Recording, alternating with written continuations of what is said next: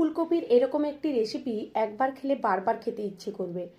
পুরো শীতকালটা ফুলকপি খেয়ে খেয়ে যাদের ফুলকপির প্রতি অনীহা চলে এসছে তারা এই রেসিপিটি একবার ট্রাই করে দেখতে পারেন। ভীষণই টেস্টি এবং সম্পূর্ণ আলাদা স্বাদের। ফুলকপিগুলোকে কেটে ধুয়ে একটি গ্রেটারে গ্রেট করে নেব। গ্রেট করা ফুলকপিতে নুন দিয়ে ভালো করে মাখিয়ে 10 থেকে 15 মিনিট ঢাকা দিয়ে রেখে দেব।